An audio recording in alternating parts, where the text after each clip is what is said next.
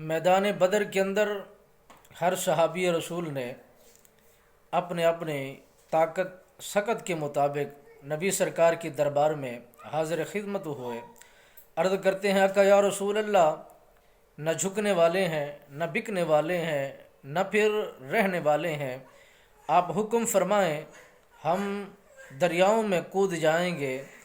دریاؤں میں چھلانگے لگا دیں گے۔ اگر آپ حکم فرمائیں گے تو جس میدان کے اندر بھی ہمیں حکم ملے گا تو ہم اس میدان میں اسے حاصل کرنے کی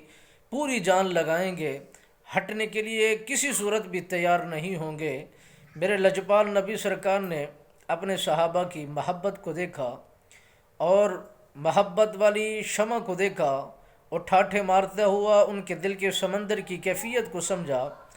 آپ سرکار کے ساتھ جو صحابہ کی تعداد تھی وہ 313 تھی، اور ادھر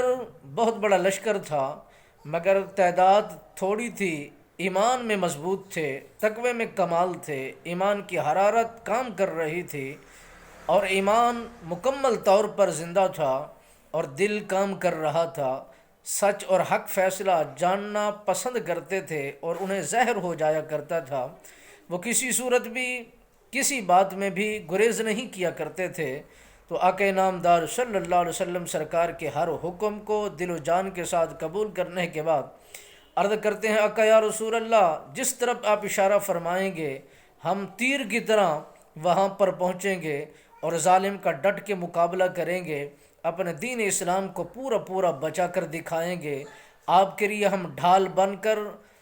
اور پھر آپ کو کسی صورت بھی تکلیف پہنچانے کی کوئی کوشش کرے گا تو آپ کو بال برابر بھی تکلیف پہنچانے کی جو بھی کوشش کرے گا تو ہم ڈھال بن کے سامنے کھڑے رہیں گے اور کسی طرح بھی آپ کو تکلیف پہنچانے میں ان کو کامیاب نہیں کریں گے۔ جب میرے نبی سرکار نے اپنے صحابہ کی اس طرح محبت بھرا انداز کو دیکھا تو آپ نے پھر اپنے ارادے کو پختہ کر کے میدان بدر کی طرف سفر